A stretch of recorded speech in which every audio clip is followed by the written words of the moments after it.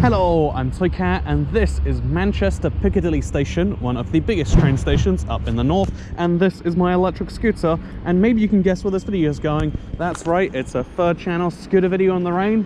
Is it gonna be fun? Who knows? I'm gonna do it anyway though, and I'm a little bit terrified, all things considered, because of the wetness. Like this scootering isn't really meant to be a thing in the rain, but you know, it's January in the UK. I don't think if you're waiting for an opportunity to have it not be raining, you're going to be waiting for a long time. And you know, maybe that's a tragic indictment of our weather right here. I think if you are the sort of person who genuinely gets sad in rain, I think the UK could really get to you. Well, I think most people don't get sad in the rain if you live here, because you realize it's just a type of weather.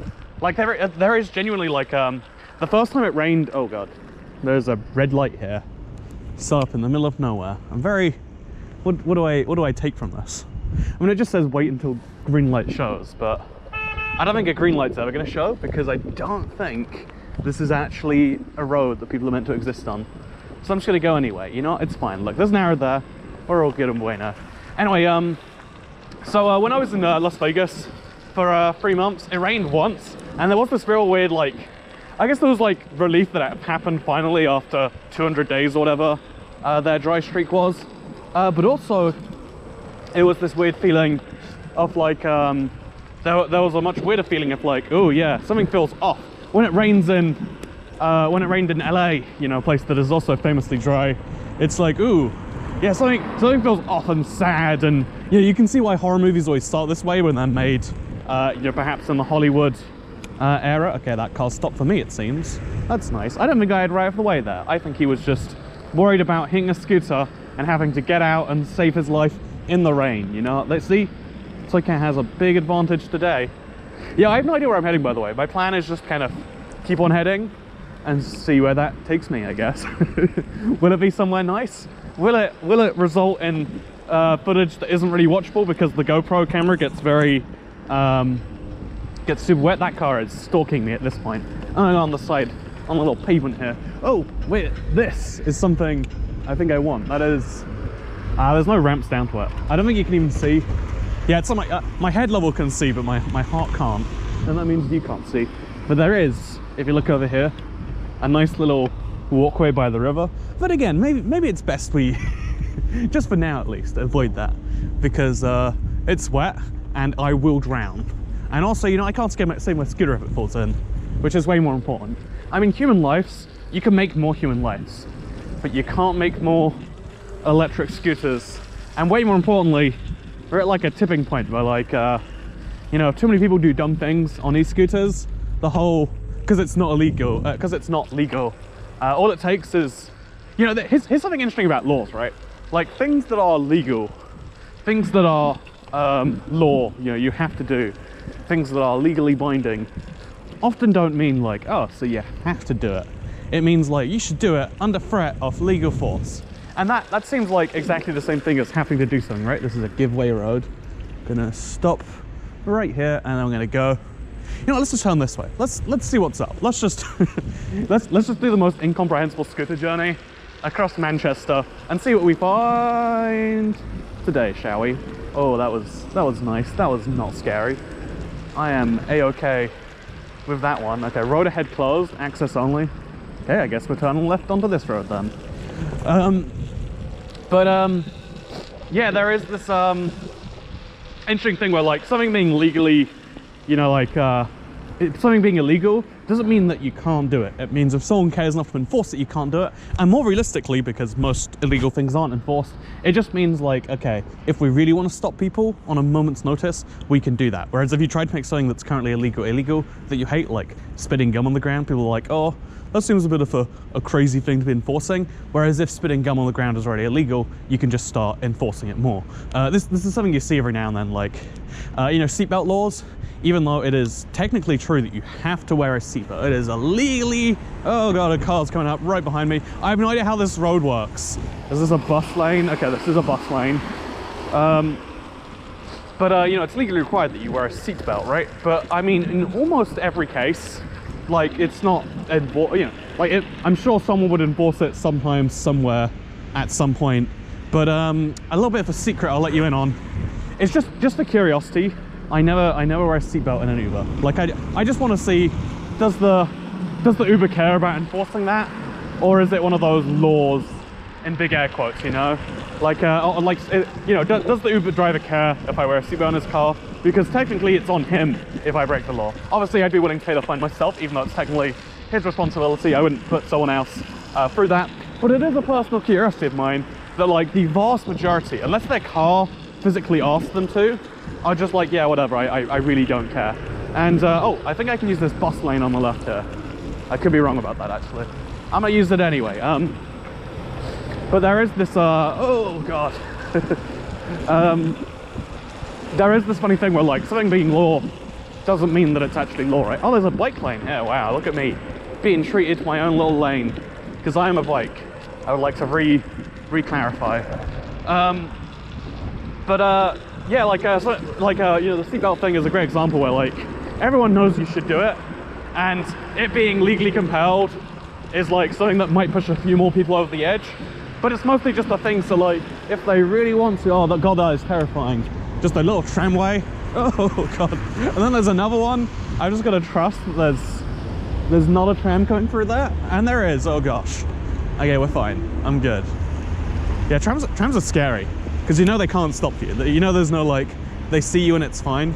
Oh, I guess they have tram lights here. Oh, that's nice. I'm used to the tram lights in Germany where they deliberately leave them blank when there's nothing coming, or they leave a red one on at all times just to remind you to check.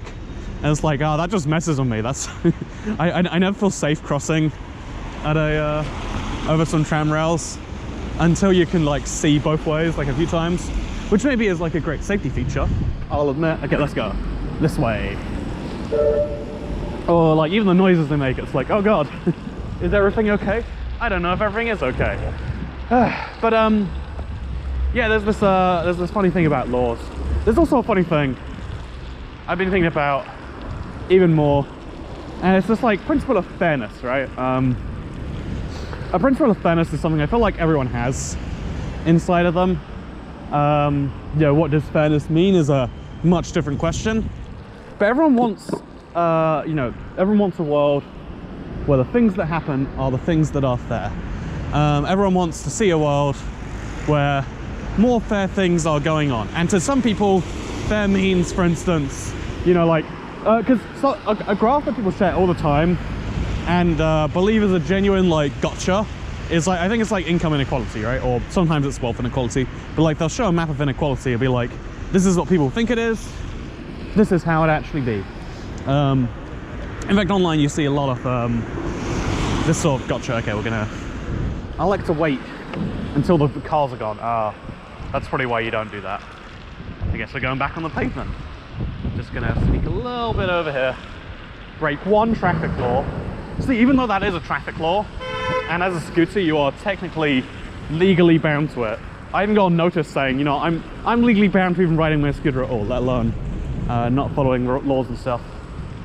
Like I am breaking a law. You saw the video probably if you're watching this one, but like, is it really enforced? It's not. And part of the reason it's so hard to enforce laws is kind of because of that. I think, if I'm not mistaken, somewhere around here, like Manchester somewhere does have segregated cycling lanes, which, like I've mentioned many times before, segregation, big fan when it comes to cycling lanes. You know, everywhere else, maybe not so good. Maybe because that doesn't come under my definition of fairness. There we go, coming back into topic now. I'm gonna have to keep on wiping this, aren't I? Just in case it's so horrifying to watch footage and realize like, oh, it got slightly wet that day, and therefore all your footage is slightly cloudy and less watchable. But there is this like, this kind of vibe of like, yeah, there is a certain amount of, you know, like fairness that is required. Like, I think the worst type is like paying lots of employees who do the same job, different amounts. You know, like that seems horrifically unfair. I'm going left just because that car is turning and it's scaring me. Paying people who do the same job different amounts because, you know, even though they're in the same exact job role, it's very widespread, but it feels unfair. A lot of employers will try to stop you talking about that one, but like it's legally fine to do so. Pro tip, if that helps you in the slightest, which it should.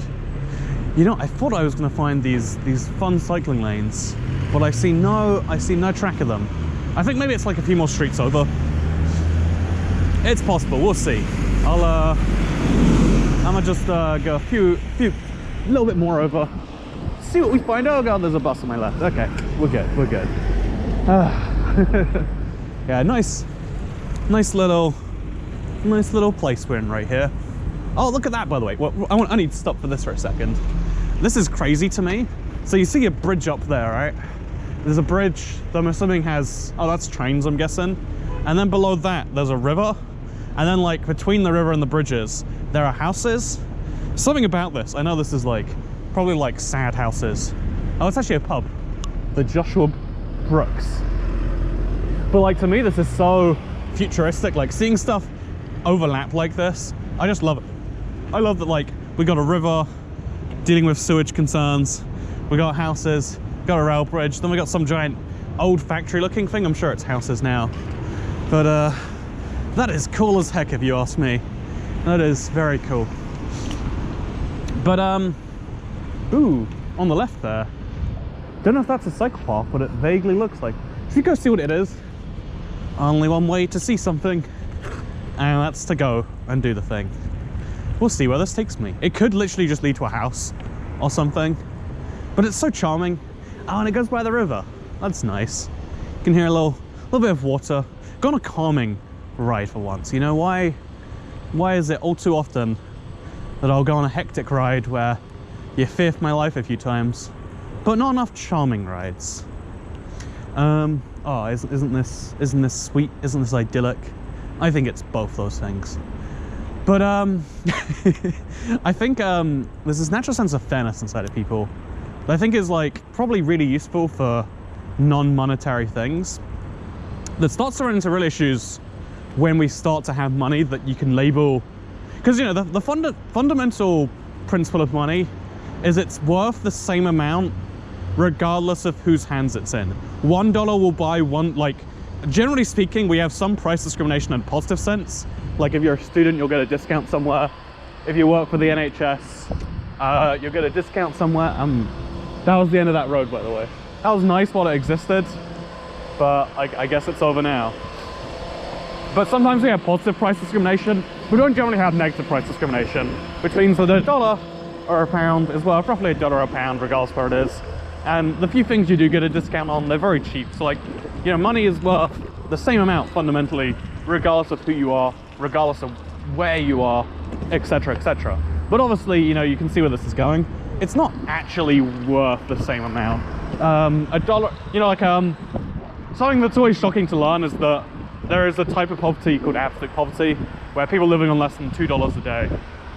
And I think I'm not gonna try and argue here that like $2 is great. Oh look, I found a segregated cycle lane. I'm gonna go behind this guy because I bet they know what they're doing. Okay, not a guy. I'm gonna go behind this human being, and I'm gonna see what they're up to. And I guess you can't follow someone on a video. That seems a little bit like stalking. So this is why I wish it was a guy. Now it's creepy if I follow them. So I'm just gonna go forwards for as long as this lane exists, and then we'll turn back, and I'll show you how much more pleasant it is. Like, none of you are gonna fear for my life while I'm riding on this lane. It'd be funny if this is where I died, right? It's not gonna be, but it could be. Isn't that beautiful? Anytime you go anywhere, anytime you leave your front door, even, in fact, every day when you wake up, there's a 1 in 10,000 or so chance, a little less depending on how old you are, that is the last time you'll wake up, that you will not go to bed later that day. It's funny to me how many people haven't like confronted their own mortality. Maybe that shouldn't be funny. Maybe funny is not the correct word. Also, look, they have a little crossing just to get between the left and the right there. That's cute. But they, you know, like I think there are some big things you need to do, like get through to live a happy life. You know, working out like what your values and principles are. Working out like, oh god, dealing with your own mortality. See, it's yellow. I couldn't stop in time, and therefore legally I'm okay to go. But yeah, these cycle lanes, they bring me joy. they bring me a certain amount of happiness knowing, you know, I could die 10 seconds from saying this, but it's a-okay. I think there are certain like different values that coexist in our society, and some of them really do come down to things as basic as like, oh, I'm on cruise control, I've been holding down the throttle the whole time, but I've been at max. You know, what a waste of my thumb strength. But okay, I'm gonna try going, like when I'm going cruise control, even though this is only 50 miles per hour, it looks pretty super slow on the footage, and it is super slow under most non-relative terms. But also, it's like kind of a worry knowing that, like, you know, if I crash at this speed while using a hand for something else, like the one problem of scooters is it is a two-hand activity. Like doing a quick little that is like every now and then I like really do get almost close to messing something up, because you need both hands to. Okay, there we go. Your girl has left me, and now I'm not a weird stalker. I'm glad to report Toy Cat is in fact not a stalker. But so one of the things, like even though like money is worth equal everywhere, if you have like for example you know, like countries where different things are worth different amounts, or like even in the same place, like rent. It's funny, like paying rent is like the most common experience everyone has. It's the second biggest expense in most people's lives after taxes. In some cases, you pay more rent than you'll pay taxes. Like the rent and taxes are the two things that make up the bulk of most people's expenses, right? They're the two things that slow you down because you pay them, and what do you get back? You get the right to exist as a human being without being either pursued by legal authorities. You know, technically speaking, tax evasion is just a crime in the same way that in the same way not wearing a seatbelt is. But by the way, it's much more enforced. Please don't evade your taxes. But you know, tax evasion, you know, it's an option, not a very good option, but it is one. Yeah, this road goes on forever, by the way. I don't know where it's taken me, but I wanna follow it to the end now. I'm invested. Anyway, so yeah, like money kind of is worth different amounts depending on where you live, because rent is fundamentally different. And because rent is different in places, and rent is the most expensive thing, not only do people have to deal with, but also businesses. So like in London, even though McDonald's is the same price, McDonald's are fewer and further in between, and they do rely on getting much more traffic, and you know, except there's a lot of other like, you know, even though the same prices are there and you could get the same McDonald's meals elsewhere, the kind of aim they're trying to get, the types of products they're selling are actually different. The generic fast food chain, the generic Indian, Chinese, whatever food place, is going to be more expensive in London than, for instance, here in Manchester. Manchester's actually pretty expensive as far as the UK goes to live in, but like we just have one city that is such a weird outlier. Also, you know, I shouldn't want to do this, but I really want to do this. Oh yeah, look at this. Isn't this fun? Oh god, okay, this is not fun. This is not fun. This is terrifying. Okay, doing this at high speed, if you wanna if you wanna live some life, that's something you should do. They've got these little curves that are just begging you to ride up and down them. You lose all safety benefits, but you can't argue it's not fun. Ooh, on the other side of the road it goes into a park. Should we go into a park? Maybe we should go into a park. But anyway, so like money means different amounts than that.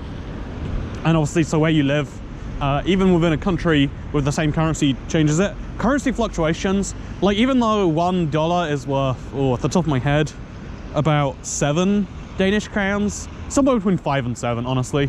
I don't have the conversion to mind. But like, okay, a UK pound has varied from being worth $2 10 years ago to being worth about $1.25 at the Bonhoeffer peak about a year ago, to being about $1.4 as I record this video. Is the value that £1 gets you actually 1.4 times stronger than $1? Was it 1.25 times stronger than $1? There is a bus over there. You know, I've got a big rule that says don't go on buses, or don't go near buses, because buses will kill you and they won't even know it. Tim Hortons! Oh, you know, this is perfection. Wow, my life is happy. See, this is the perfect placement if they want to get scooter customers.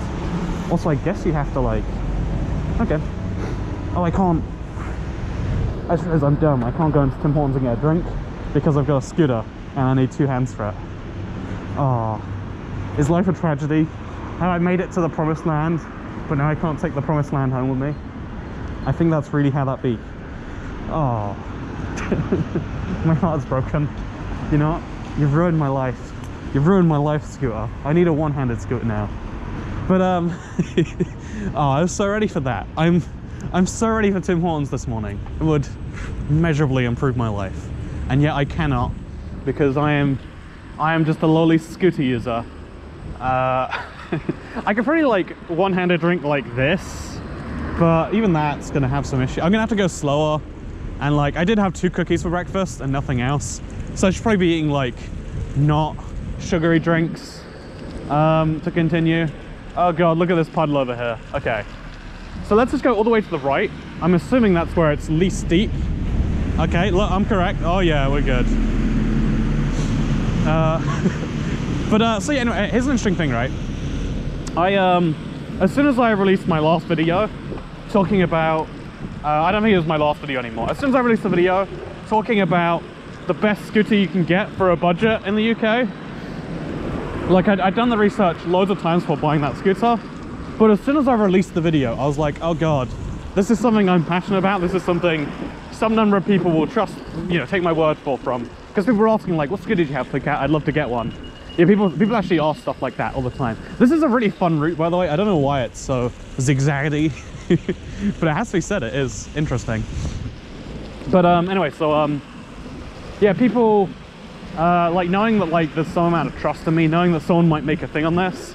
Like I had this like horrifying thing of like, I need to triple confirm. I need to see if I'm wrong. I need to like, I tried to prove myself wrong a lot. And something I think a lot of people lack is like, when you believe in something, try to prove the thing you believe in wrong. If what you believe can't stand up to trying to be proven wrong, then you know, is it a very good belief? But you know, like just knowing things that you know just because you like to know things and you like to seem smart and share them with people, even though you know, seems great, but then you know, someone tries to share it with you and they're like, oh yeah, but that doesn't make sense because of this. And you haven't ever thought of it, you're like, oh yeah.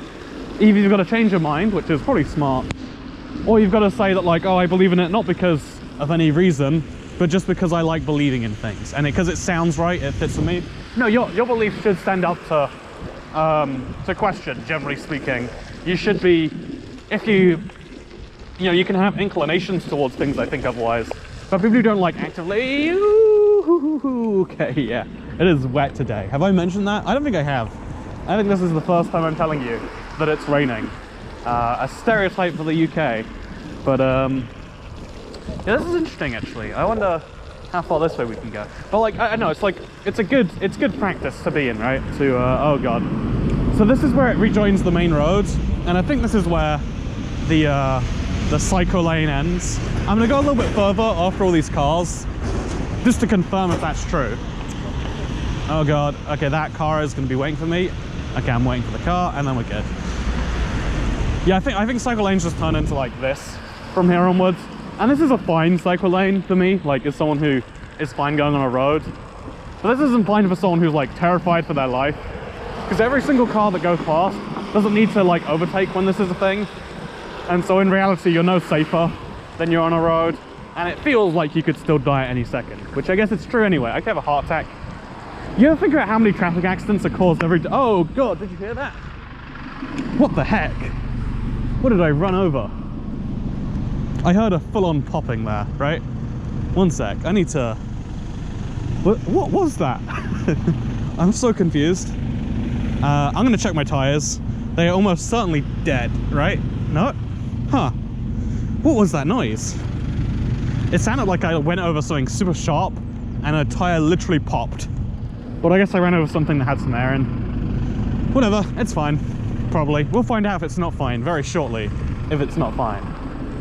So yeah, this is where the road kind of... I guess there are still bus lanes and stuff. They'll come into play here. But yeah, we reached the end. And by the way, this part of Manchester, I know I'm like probably a mile or two outside the centre now, but it looks like any other city, any other part of the UK. Like there's just this interesting vibe that I get where I'm like, you know, I could be anywhere right now. I genuinely am not so sure that this is a unique place. I'm not sure that I'm not just home right now. But I wonder if you even just can't hear that noise on the video. Again, something that I'm really fascinated by is none of these videos have ever been ruined because of bad audio. Like the audio has always been fine on these. I think it's because it's at my chest, which is where the vibrations for my voice are. Okay, we're in 25 minutes and we're still recording. That's fun. But yeah, the audio always seems to work on these videos a lot better than I would ever assume they would. And okay, we're taking a little break.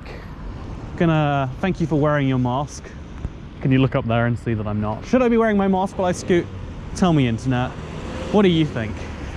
On the one hand, I actually am like throwing my mouth vapors into the atmosphere. So that is a thing, right? That's something you gotta consider. On the other hand, everyone else is inside their box vehicles. I guess when I wanna, if I'm on like a cycle path, like there is a cyclist behind me soon who might breathe in my mouth vapors. And actually not, therefore is there a chance, like the actual science says there's an incredibly low chance of you ever catching COVID from something like that. It's like sustained long-term human contact. You know, actually, you know, one of the things I'm excited about, because I'm super optimistic about this whole thing being over, is like, we can go back to using science again, rather than the logic of like, oh, I don't like when people have fun, so we gotta try and ban as much fun as we can, because theoretically fun, any form of fun can spread COVID. Like, oh yeah, what I think is really bad is, you know, going to the gym, you know, like even, it's like, but you could like, you know, like, rather than closing it entirely, you can have some form of social distancing, and it's like, oh, but what if they don't? And it's like, well, you know, what if people break all sorts of laws? And that's where it really comes down to, doesn't it? It's like, you know, what if people break all sorts of laws? It's something that you should have as your assumption being on some level, I guess. But also you need to have trust in people, because the moment you show you don't trust people to make their own decisions is the moment they go, oh, now I'm going to do the legally minimum possible. Actually, speaking of legal stuff, so every now and then someone questions like, Toycat, are you legally allowed to record these videos? And the answer is yes. Like even though, like right now, the UK is into lockdown, which is sometimes called tier 5, but like basically everything is shut in the UK. If you look to the left there, it's food actually, so it's open. You look to the right, it's Don Taco. That's also food. You know, that's also fine then. But you look to the right of that and you see photo studio, it's shut. Oh, the light says green for bikes. Huh. Oh, because bikes get to go before cars, I think, to give them a little head start, which I think is nice. I think that's really nice. But yeah, a lot of people like ask stuff like that, and they're like, "Oh, breaking some crimes, Toycat, really disappointed." And I'm really torn on this one, because on the one hand, that supermarket's just called Worldwide. I'm genuinely torn on this whole situation about like, if you are a air quotes influencer, which is the worst term by the way, only used by people trying to refer to influence. No one's ever like, yeah, I'm an influencer, unless they're someone that people don't want to be around. But the term influencer, the term, you know, people who are doing that, like, should you be using your goods to be spreading, you know, like tell people to follow some stuff, stay at home, save some lives, etc. And the answer is like, it seems like a good thing to do. And I think like telling people to wear masks or whatever, it's like a really great idea. Like it has a really low economic cost, in fact, a pretty low cost everywhere. Like I think masks give some people some anxiety, but I think and anxiety is bad, and like, you know, on an individual level, let's try to minimize that trade-off. We're in Whitworth Park now, by the way. This is nice. This is really nice. There's a pigeon and there's trees and everything. But you know, sharing that like, hey, wear a mask, it's a good idea, it seems fair enough. Sharing like, oh yeah, but then like letting people know that life is going back to normal soon. Life can be normal soon, and that like, you know, like there are some people I see on the internet who genuinely are at the level where they're like, I haven't seen my girlfriend in a year, I haven't seen this, and it's like, oh man, that is beyond broken the idea that like, yeah, because it's the law. Yeah, that does. And I think to me, you know, knowing that there are some people who are 100% always on board, always going to follow because of the fear they have, or if it's not fear, it's like the duty they have, which is entirely understandable. It's like we should be designing rules that actually, rather than designing rules that are meant to be bent, which is like mostly how the rules are designed right now, right? Rather than design, oh, look at these birds right here. But rather than designing rules under those circumstances, be like, hey, yeah, you get a little mental health out. Like people have been damaging their mental health the last year. It's going to take a lot more work to repair that than it would have if you'd just been like, hey, yeah, look, you wear a mask, keep some distance, you know, like, don't do the things that we know spread coronavirus, and then you can, you know, you can have your mental health outs, rather than being like, no, nothing in person is allowed. You want to stay in shape, which we all know is one of the greatest determining factors in how, in getting a mild case of this thing versus a serious case. No, you know what? You're a monster. You want to go and exercise once a day. That's your limit. You want to exercise twice a day? Illegal. You know, you want to go to a gym, even one that like sanitizes all their equipment? No, you monster. Wanting to stay in shape. You know, even though it's like the same NHS that's under pressure from people being obese, that's the same NHS that's under pressure from being a thing. I think there's a really interesting set. I'm really looking forward to, you know, obviously I'm wrong. Obviously politics always takes center stage, but people say they listen to the science and like therefore close anything that could have a chance. But I really think like, you know, you can look at the data, right, and see that right now, compared to last March when this whole thing hit the world, where every person who had insert thing here spread to 3 other people, and then those 3 people spread to 3 other people, making 9 people. Those 9 people spread to 3 other people, makes 27 people. Like that's what makes corona so deadly. It's not the fact that it's deadly on an individual level, you know, it kills 1% of people who have it or something like that. It's deadly because so many people catch it, because all it takes is, you know, 4 waves of the people, now 81 people have it, and now someone's gonna die despite only 4 infection waves having passed, which can be as little as a month. In a month, something that 1 person had goes into something that 100 people have, and that kills 1 of those people, probably hospitalizes a few more of them. So, you know, like, so the real science is like, okay, so you need to get that infection rate down to below 1. If you can get any infection rate down to below 1, eventually it goes away, because 1 person spreads to 0.9 other people, 0.9 people spread to 0.81 other people, and eventually, by the same way half-lives work, you get rid of the thing. So, like, the interesting thing is, like, even when restrictions were super low, and even when there was a deadly super spreading virus in the southeast of the UK, yeah, not deadly, just super spreading. It was actually spreading, but less deadly, because the more something spreads, generally, the less infectious it is. Not because of any science, like, just because of, I think more because of chance, and more because of, like, you can mutate to kill more people, or you can mutate to become more spreading. We've all played Pandemic, let's not pretend we haven't. The University of Manchester, how nice. Anyway, so, okay, I'm gonna turn on cruise control, by the way.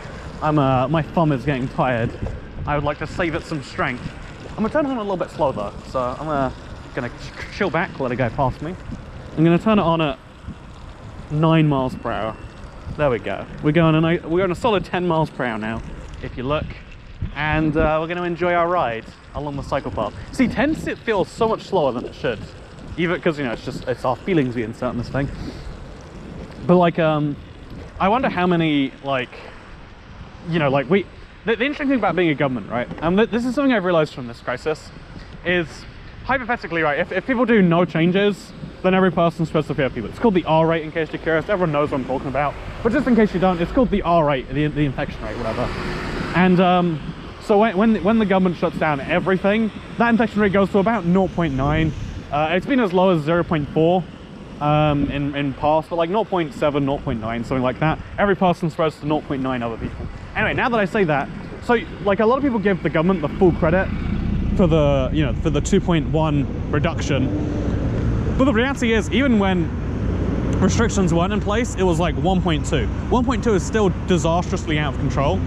But like to act like the things that they did got it massively down. The things they did got it down another 25–30%. And it's kind of annoying to me, this this insistence on giving government credit when things go well. Like, oh yeah, it was because they acted decisively, it was because they did the right thing, or whatever else. And it's like you know, like take for instance the seatbelt law from before. You know, seatbelts, they're interesting, right? I wear a seatbelt whenever I'm in a private vehicle and I'm not doing some weird psychology experiment with an Uber driver, especially like on a long distance journey, or like when you're going on a, what's it called, a freeway, a motorway. You know, I think seatbelts are a good invention that have helped mankind out a lot. And as a result, 70% of people, I think, is the number. It must be a lot higher actually. I've heard 70%, but there's no way it's as high as 70%. Let's look in some random cars as they pass, and let's see who's wearing a seatbelt. I guess there's a whole bus full of people there not wearing seatbelts, so that probably alters the numbers a little bit. But yeah, most people wear seatbelts. Let's just say it's 90%, because even though I've heard 70%, let's ignore that data go of 90%. And therefore, legally mandating seatbelts is great, right? Because what it does is it makes 90% of people wear a seatbelt, which means when 90% of people get in a crash, they're way more likely to survive than if they weren't wearing a seatbelt. Boom, boom, magic room, you know, whatever. But, and you know, that is great. That is actively going to save some number of lives. You know, 90% of people have a much better chance of having their lives not end wearing a, because they're wearing a seatbelt, because they're legally required. Yeah, big win for the world. And it's like this flaw in logic that we all kind of have, because, you know, it's a flaw we all have, because it's better to have it than to not have it, or whatever. But we have this big assumption that that's true. But it's like, well, actually, a lot of people would choose to wear them anyway. I don't think it is actually 90%. Some people argue that, like, yeah, regardless whether it's law or not, that won't change anyone. I think some people are altered by the law. You know, the fact that when things legally change, there are some number of people who are scared of the, you know, some people are scared of it. Some people who are already at the edge are like, you know, go on then, now it's legal. But like, you know, if it's 90% of people wearing seatbelts now, okay, for what it's worth, the guy I just passed wasn't wearing a seatbelt, but I'm sure many other people do. Oh, this is nice, by the way, right next to a bus. Yeah, this is where I want to be. But yeah, most people do in fact wear seatbelts, but most of those people who do wear them now they are legally required probably would wear them if we stopped making it legal tomorrow, right? Some people would be like, yes, finally my freedom is back. But most people would still wear a seatbelt anyway. So let's say it's 5%. Really what the law does is it takes 5% of people who otherwise would not wear a seatbelt and says, hey, we're going to legally mandate this so that you keep yourself safe. Good job. We're going to save 5% of people's lives. Except truly it's the 5% of people who get in crashes, their lives. So like that's a good win.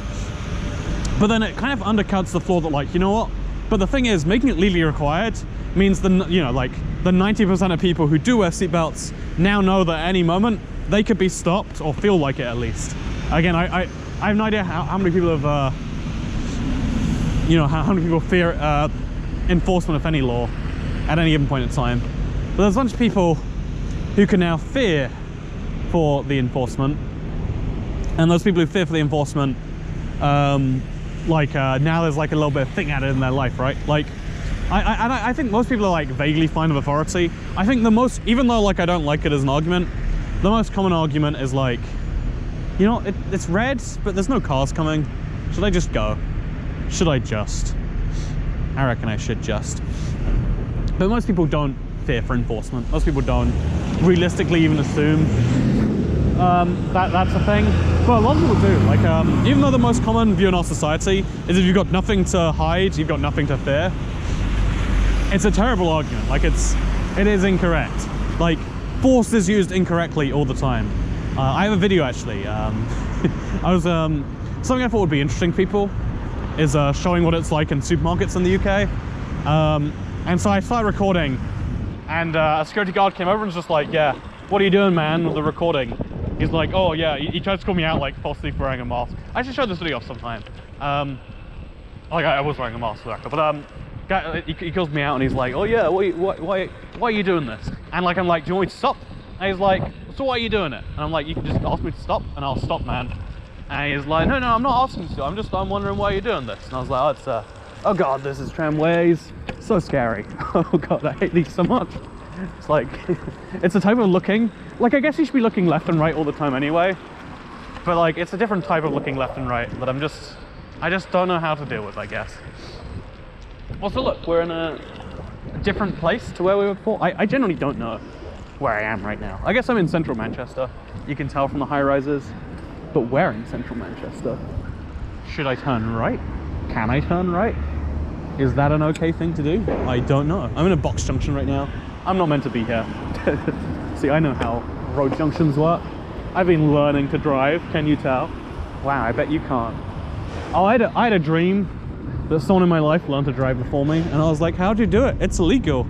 You know, again, one of the great restrictions is in being in a vehicle with someone and learning to drive, sadly.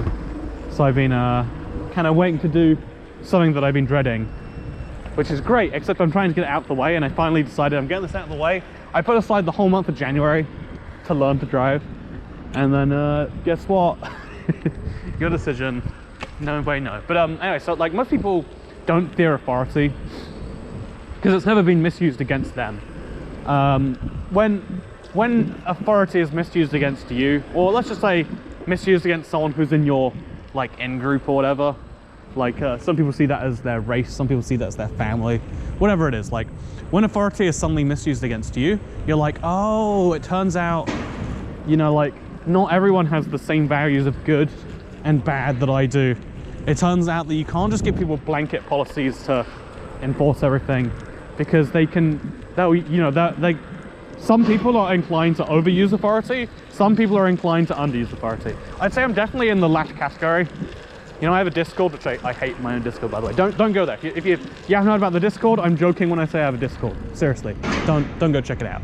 But you know, I have a Discord, and people are always asking like, oh, come up with rules. Make sure they're really consistent, and make sure the wording is precise, so I know exactly why I'm banned. And it's like, no, if you break very clear rules and you're not fun to be around, you're going to be banned. Also, this is clearly a cycle route. Before it was a tram rails, and now it is both, I guess. But it's like, I wanna, and it's like, you know what? No, I'm not gonna ban anyone for most minor things. Like people are like, oh, this person did something I don't like, please ban them. And it's like, you know what? You're gonna have to. This isn't how any of this works. I'm not like a playground teacher. You guys are gonna have to work it out amongst yourselves, you know. Like I'm very much on the side of, yeah, like unless you're actively, you know, like breaking discourse for other people, I don't particularly care what you do. Look at that giant pile of pudding. One sec. See, my instinct is that's poop, right? But that's not a pile of poop. That is, what do you reckon that is, Internet? I'd love to hear your thinking on that giant pile. Anyway, I'm gonna keep on heading this way. Actually, I'm just gonna head forwards. Screw it. You know, there's a nice little cycle lane here. There's some tram rails, which is terrifying too. But you know, nothing ventured, nothing gained. That's what people tell me all the time. Actually, do trams go on the left side or on the right side? I genuinely don't know. Cyclists give way to crossing trams. Oh god, okay. So yeah, pro tip, do not get your wheels stuck in the tram rails. That is a unadvisable thing to do. Oh, this is nice, by the way. Look at this. There's a Cozy Club. It's closed because it's a restaurant. There's a Zizzy, closed because it's a restaurant. A Oaxaca, I don't know what that is, but it's closed because it's a restaurant. There's a Selfridges & Co. Jesus Christ, look at the size of that store. Ooh. You know, there's a lot of things that are closed to. I guess this is the fancier side of town, so it's the side that's more shut down or something. It's very interesting. Oh, there's a room which is open, but only for essential guests. There we go. Look at that. Well, it's not shut down after all. There's one hotel and absolutely nothing else. Ooh, there's a Tampopo. Fresh Eastern cooking. Can you just refer to your food as Eastern? Is that a valid designation? You know, I guess they do it, so I guess it is. Oh, and then there's Gino De Campo, handmade by us. You know, let's just, instead of Toycat talking about authority and people's insistence on using it, let's instead just name restaurants in funny, stereotypical accents. Let's go to Starbucks. There we go, that's my best American accent. I'm sorry. I guess I can do a Southern accent. Let's go to Starbucks. No wait, that's, you know, I've lost my accent ability now. Not that I have a handy, but if I did, it would be gone. So let's cross these tram rails. Again, I still don't know, do trams go on the left or do they go on the right in the UK? Because there's a lot of countries where their cars go on the right, but their trains go on the left.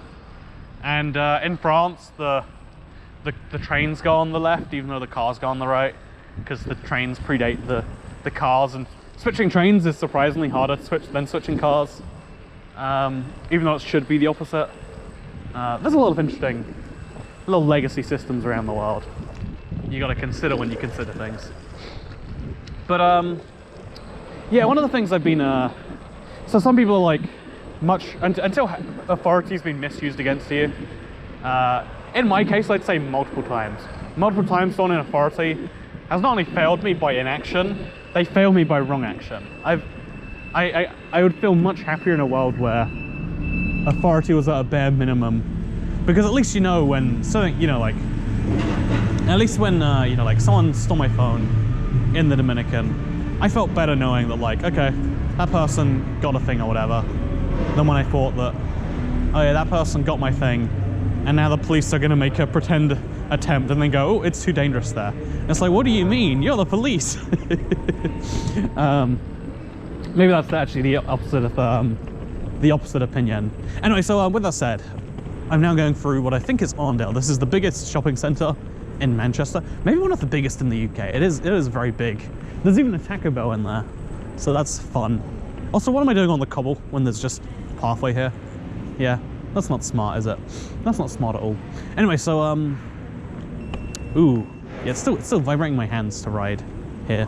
So one of the things that I've kind of changed, one of the ways in which money has morphed value, is like after making that video, I looked into scooters, and I spent so long looking into scooters, I found one I really want. I found one that could go 40 miles per hour, and I was like, I want it not to ever go 40 miles per hour, because, you know, right now, what are we going? Look at that, we're going 2 miles per hour. That's 120 of a 40. Because, like, then I could actually keep up traffic, like I couldn't do in my Wales video, which I don't know if that's up actually right now. You know, I don't know if that video will ever be up, but I was riding around on roads, like, that I think had a speed limit of 60 or 40 or something. And it's like, you know, it'd be cool if I could keep up with traffic. And I figure, even, like, given that these are illegal, and given that, like, police are gonna, now that I've been stopped and police have basically confirmed, like, yeah, well, what are we gonna do about it? Like, you know, like, I was previously trying to keep up to the speed limit of e-bikes, because, like, I figured, you know, if I was stopped, I'd use e-bike rules. But given the way they were just like, yeah, we're just gonna tell you this is illegal straight up, we're just gonna assume, and it's like, oh yeah, there's no, you know, you always assume that police are like lawyers and they know all the rules precisely, etc. In reality, they're just big dudes. They're there to keep the peace. You know, they're not law defenders of the law. They're peacekeepers. They keep the peace that already exists usually. Also, there was police just over there apparently. So isn't that fun? But I feel like, you know, if you've got a 40 mile per hour scooter, you know, you can just run away from it. Like, I had this little fancy in my head of being stopped by police and of being able to run away from them. Because, you know, when you're on a scooter, unlike a car, like, if you run away from a car chase, your license plate probably gets tagged, etc, etc. The one reason that, like, scooters are not legal, and why people are, like, super cautious about them being legal, is because of the license plate thing. And so I feel like, you know what, even though I want to be a responsible scooter user, if I have to use the one irresponsible card in my chest, card in my plate, card in my wallet, card in my deck, yeah, I guess it'd be a card in my deck. The one card in my deck that I have for this situation is that, you know what, can get away, and as long as I get away, I'm fine. I think trying to escape police is probably a big crime, and I don't think I actually would do it. But it's a fun little fancy, you know? Isn't life all about fun little fantasies? What's that? You're saying it's not? You're saying there's other values?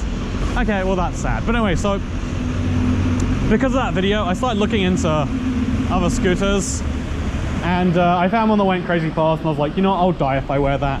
I think I'd have to wear like a full-on crash helmet to... I'd look too serious. I don't want... I like goofy and fun. I don't like serious and whatever. Even though I take it seriously because I could injure myself or someone else, the truth is I don't want to be too dangerous. And speaking of not wanting to be too dangerous, well, we're on the subject anyway, which I brought up. So therefore I've been looking at like a bunch of scooters, and I found one that has 100 kilometers of range, 63 miles I think that is in your American units. I guess in my British units, if we're being entirely honest. Like, I even have my scooter set to miles per hour, so like who can I be to claim superiority of the metric system? I think I can cross here. I think there's no good reason I shouldn't cross here. Anyway, so I always hate when lights are like telling you not to cross when there's no good reason as to why. But maybe that's just me. Anyway, so I've been looking at a scooter and I'm like, oh yeah, I totally want that. Just because like I have this bizarre thing where it's like, oh, I said this thing now, it's the record. And I'm like, oh, I want to contradict myself now. Like, again, I feel like maybe everyone can't be like that. Maybe if everyone was trying to contradict themselves all the time, we'd never prove anything. Like, we need someone to defend the pro side of every argument, the positive side, etc, etc. But at the same time, I think I've been here before. I think I was here at the start of my video. I think this video has come full circle. See, look at that guy on a scooter, having a good time, I hope. Actually, you know, if you want to know, the reason I started looking at scooters is because of this store right here. This is gonna, obviously this is a third channel video, it's at the end, I'm just mentioning it. But Pure Electric, they sell electric bikes, they sell electric scooters. I think electric personal transportation is actually the future. And yeah, I love being able to see, like, yeah, there are scooters that have dumb high speed limits to them. And is it a smart idea to get one? Now that's a different question entirely. But yeah, I look forward to visiting one in a while. It's open right now actually because it's essential. Because, you know, essential is just applying meaningless labels to other people's activity.